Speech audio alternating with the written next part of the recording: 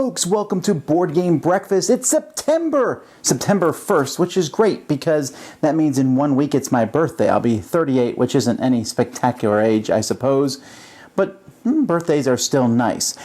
Hey, we wanted to do some shout out to some of our Kickstarter backers. First of all, to the folks for 0 Hour Cyberspace. You interested in hacking a computer? Well, now there's a game about that, or at least that's a theme that there's not a lot about hacking into computers. Maybe I guess you mash at the keyboard as fast as you can like in the movies. Anyway, it's in its last week on Kickstarter. We'll have a link in the video description. Also, Nautilus Industries from Lamplight Games. Only 3 days left on this. I should have announced it last week and I didn't, and I apologize. So go check that out before it ends. I saw the prototype of this at Gen Con, and it looked very interesting. So I like the whole Nautilus in itself is just an interesting theme. So big thank you to both of them. I mentioned last week that we have promos available for the Dice Tower. You can find all that at dicetower.com underneath donate. But enough of all this. You're here to hear about news and see what the Dice Tower is going to be doing. Let's get to the news.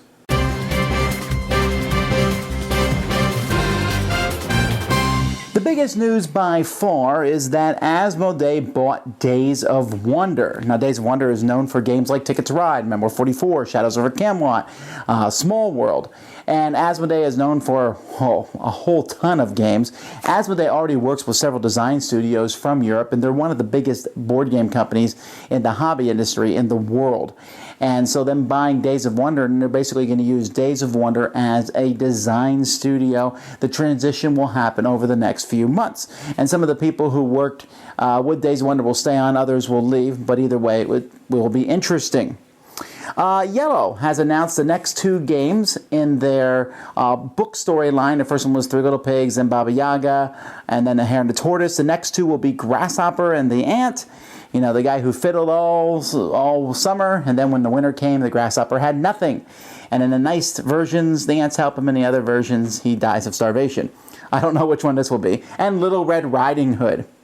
Darkest Night, which is a game for Victory Point Games, and I still haven't played this one, but I'm hearing more and more good things about it, and it must be good because they just released a 3rd expansion for it from the Abyss.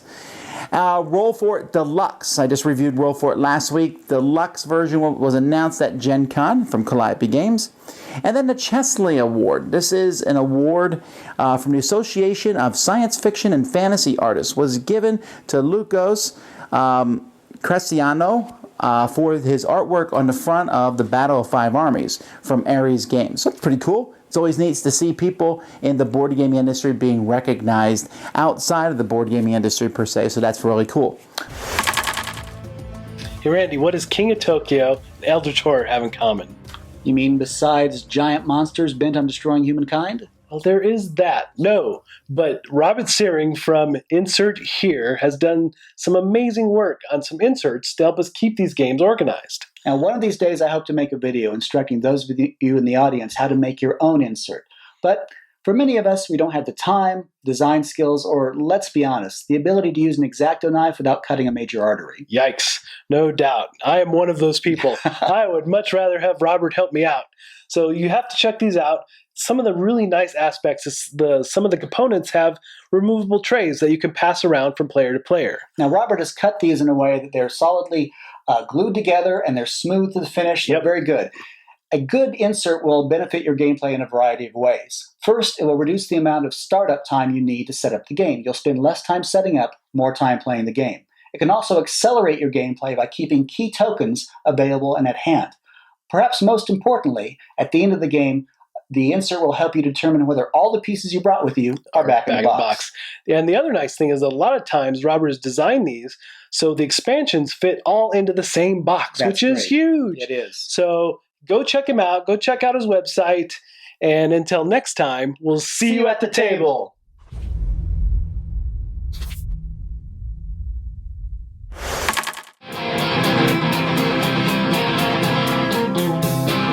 Hello, I'm I'm Cody. Now, many people often ask us here at the Discriminating Gamer if we have theatrical backgrounds because so much of the stuff we do is, well, theatrical. And the answer is yes, we are all a bunch of frustrated actors. But this got me to thinking, wouldn't it be great to see some scenes acted out from some of your favorite board games as though they were movies or TV shows? So I want to present a new segment called The Dramatic Gamer. First up, we're going to look at a scene from Crisis 2020 from Victory Point Games. It's a game all about a second American Civil War in the 21st century. Let's watch!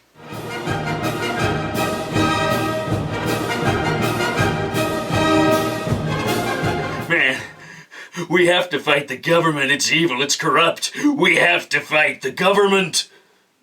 You couldn't be more wrong. The government is good, and we must support it. Don't you know what this country means anymore? It's the year 2020. Our government is corrupt and evil. You speak treason. I shall support our lawful government. That means I'll have to fight you, even though you're my brother. That was chilling. We'll see you next time on The Discriminating Gamer. Somebody help me on my feet again, and I don't know where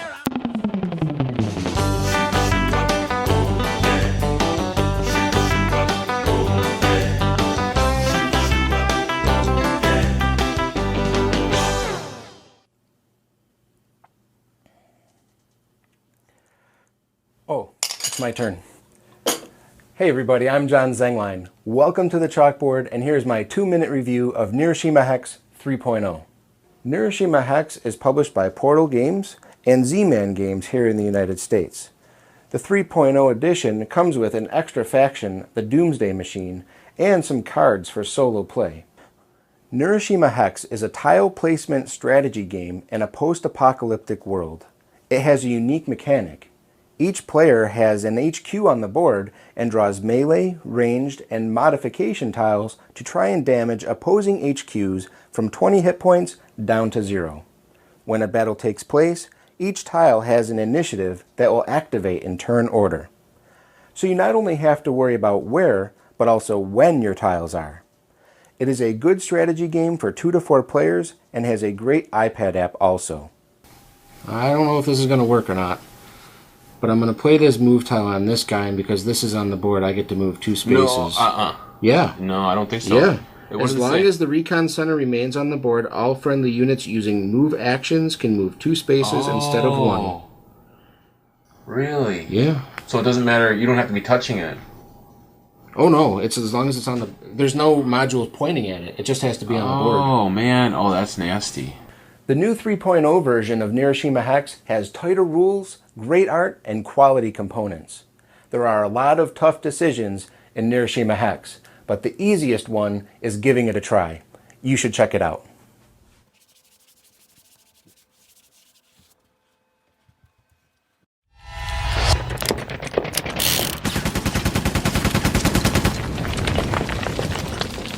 All right. Hey, I'm Tom Vasel. Jason Levine. We're here to answer your questions. Remember, you can send us questions at tomvasel@gmail.com. Hey, Chris has a question. What are our 3-year predictions? What do you see becoming big over the next 3 years, or small? What do you think? Well, right now we're kind of in the golden age of gaming, so there's a lot of games coming out, and I think that in the next 3 years we're going to see a lot of publishers that are around now won't be around. We're going to have less publishers than we did, because I don't think that the gaming craze will be as big in a few years. There'll still be a lot of people gaming, but it won't be on the peak like it is now. Really? So you think like 2017 will not be as big of a year as 2014? Yeah, I mean, not that I think that there won't be games, but right now we're at a period where games are coming out constantly every single week. There's a game, and all these companies are pumping out games. And I think the market's going to get saturated at some point where it will cause a decline in the amount of games coming out, which will cause some companies to go under. I think there will always be some sort of fad that's in existence. When Dominion came out, there was a deck building fad. There was worker placement games all over the place. There's cooperative.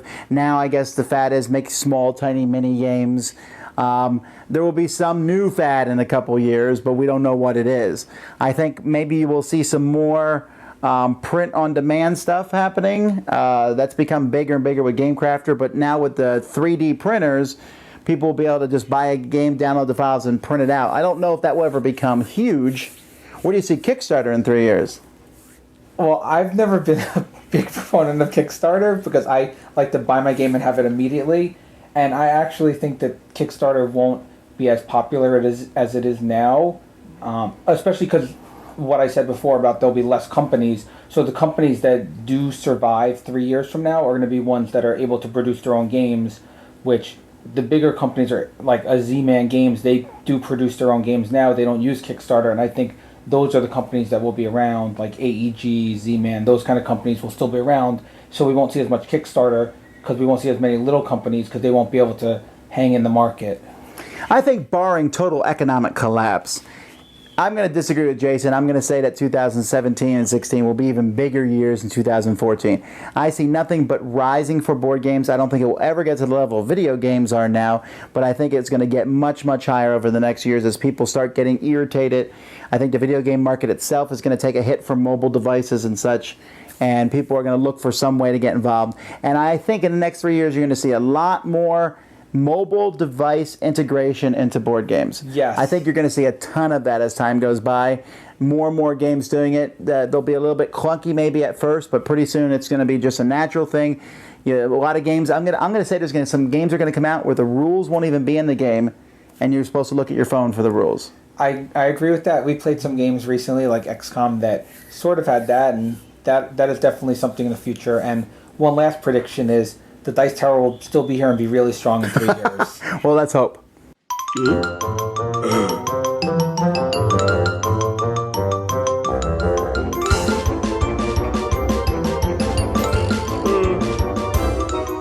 Folks, I want to thank all of you for watching so much of the Dice Tower in August. August was our biggest month ever. It's very exciting.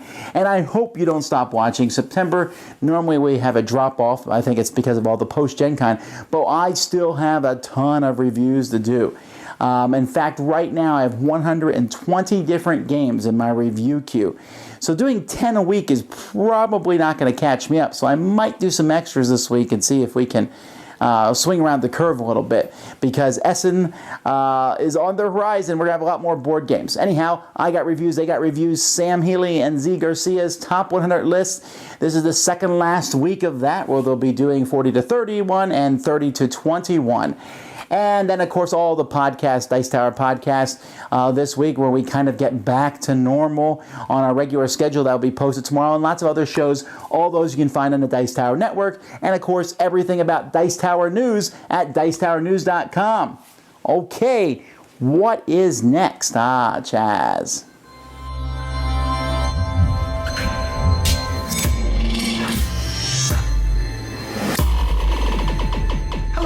Chaz Marler from Pair of Dice Paradise with the next installment in my Meeples for Sheepish Peoples series, discussing the social activity of board games in the lives of people who aren't necessarily socially outgoing. Well, last time we spoke about arriving when a small to medium-sized convention opens its doors in order to be there when gaming groups are formed. But what about those bigger conventions where no matter how early you arrive, you're still going to find yourself bobbing around in a sea of strangers, which is most likely just going to set you back to square one, shyly looming from the sidelines. In those situations, I usually just end up trudging around the open gaming rooms, just hoping someone will say, "Hey, you totally don't look like a serial killer. Come join us for a game." But that rarely ever happens. The join us for a game part, I mean. The you don't look like a serial killer part, fortunately happens quite often. But not as often as it used to, now that I think about it. But let me tell you about the smarty smart clever system used at one of the larger conventions I attended that changed everything. When I arrived, I passed by a table with a stack of tiny little pylons. First I wondered if someone was planning on having a tiny little parade.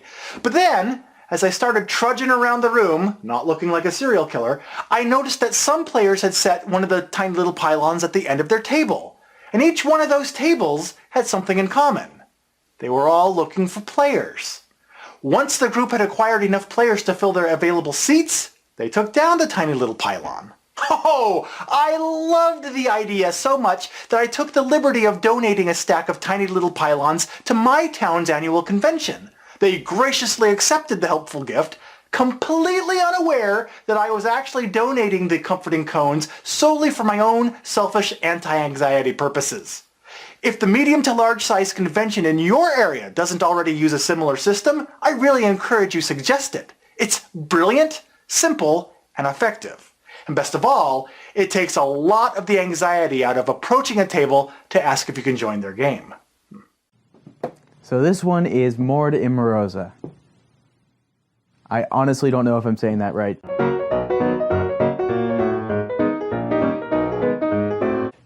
Now this game is very dynamic because there has been a murder committed here. And it's been very terrible.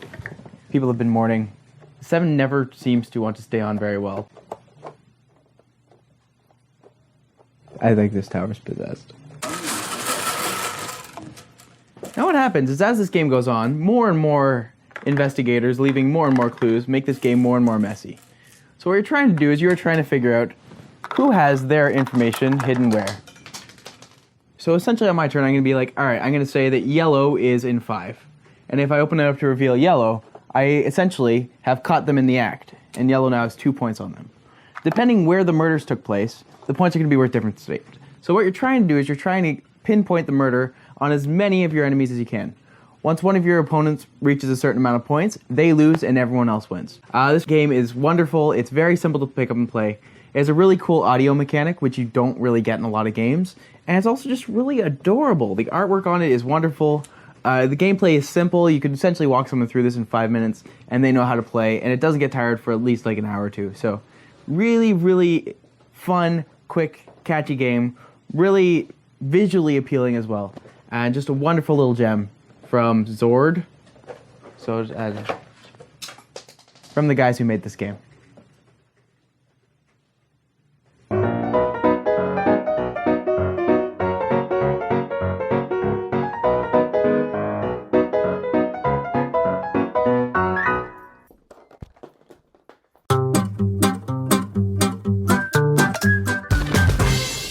I wanted to talk a little bit about the Asmodee buying Days of Wonder thing because I saw some, waving of arms and oh no, this would be a terrible thing for the industry to have all the big companies buy all the smaller ones and there's less competition. Well, I want to say some things in regards to that. First of all, I think it's a fantastic thing that these two companies merged. I don't know all the details involved. I don't know the money that was involved, but it seems like a good fit. Asmodee's games were now of the quality where they have caught up to Days of Wonder. It used to be that Days of Wonder games were the best quality in the industry. They're still quite high, but I believe Asmodee games have caught up in quality, and so this will, if I showed you a game from, the latest game from Days of Wonder and the latest game from Asmodee, took the labels off the box, I bet you wouldn't even know which was which anyway. So this isn't going to cannibalize the company. In fact, hopefully this will bring new, cooler games from Days of Wonder on the market, and it means that Asmodee has tickets to ride, which is good for them. But the thing is this, folks. I was at Gen Con. Gen Con was packed, and unbelievable amount of companies that were there. Folks, there is no danger of all the companies getting bought up at this point. And here's the deal. I remember years ago when I went, probably a decade ago when I was at Origins, and I saw the Asmodee booth, and it was a small little booth. Now, Asmodee was a pretty big company in Europe at the time, but not like they are today. But this small little Asmodee booth. Now you go to the Asmodee booth, and it was one of the most hopping booths at the convention. Same with Fantasy Flight. They started small and grew large. So for me, it's fun to go to places like Origins and Gen Con and look around and look at the booths and say, which of these booths are going to grow big and be the big companies of the future? I'm guessing maybe Plaid Hat. But you know what? Asmodee buying Days of Wonder isn't the end of the world. There's still Fantasy Flight as a big company. Cool Mini or Not is becoming a big company. We see Gale Force 9 and Paizo both jumping into the board game arena, and they're not small companies. Wizards of the Coast is still producing games, and then there's a plethora of mid-level companies. We have the whole Z-Man Games, and we have Stronghold Games, and there's really tons. I mean, I could list company after company. I see smaller companies, I'm like, wow, where could they be 5 years from now, like Stonemaier Games? What's it going to be like to see them? Tasty Minstrel is certainly moving into a bigger direction, and so I think this is cool. See, folks, a lot of companies get buyout offers. It happens. There's been buyout offers that have been offered and haven't been taken. And there's been some that have been bought. For example, earlier this year, Mayfair bought Lookout Games. And sometimes it's a good thing for the industry, sometimes it's a bad thing for the industry, but it's certainly nothing to worry about. For every company that gets bought out, more companies come. There's no stifling of innovation here. Companies aren't buying someone else out to shut them down. They're buying them because they want the good games that those people are making. And so this is cool. I mean, I think it's good. I mean, I think the Days of Wonder people are happy because obviously the money amount was worth them handing their company over. Asmodee's happy because they had some of the biggest game names in gaming, period, to add to their already prolific library. And as a consumer, everyone should be happy because these companies may have merged, but more companies come up. Lots of companies come and go all the time. But it's the companies that stick around and stay and grow. That's something to be excited about. And so I'm not worried about this. This isn't some Comcast, AOL merger thing that's happening. These are small companies, although Asmodee is not that small. But these companies aren't things that are these big corporations. These are people, and I know the people involved in these different companies, and they're wonderful people. And to me, to see things like this happening shows that business of board gaming is still doing well right now. So don't worry. Be happy. Everything is going just okay, at least for now anyway.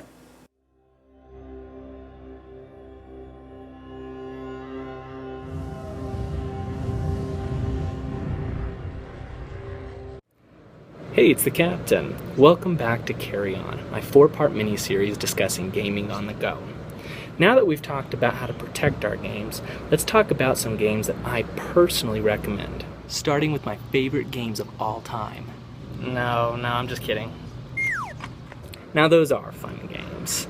But here's 3 games that I think are even better. My first recommendation is Hanabi. In this award-winning pyrotechnic game, you and your friends will cooperatively be building 5 single-colored fireworks. Sounds pretty easy, right? Well, the trick is you can't actually see your own cards. You'll have to rely on clever clues given to you by your fellow firework factory-making friends. One other great thing about this card game is that you can add to the difficulty by including the 6th multicolored cards. You might have to be telepathic to use these, though. Now, I do have one quip with this game. The rules say the player with the most colorful clothing begins the game. That's kind of hard when everybody you're playing with is wearing camo. Otherwise, this game is an absolute blast. My next recommendation is Battle Line by GMT Games.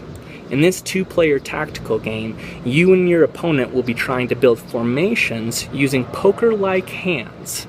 Go for a wedge or a phalanx. Or should I say, a straight flush and 3 of a kind, to claim victory on the battlefield. Battle Line has lots of strategy, lots of fun, and it fits in a tiny box. In fact, I keep mine inside of here. My next recommendation is by Z-Man Games. Fairy Tale. Fairy Tale is a wonderful drafting game for 2 to 5 players, and it plays out in about 15 to 20 minutes. This game has nearly replaced 7 Wonders for me, and it fits in a tiny little box. Just throw that baby in your suitcase. Well, that's it for now. Join me next time where I take a look at some ultra portable games. But until then, carry on.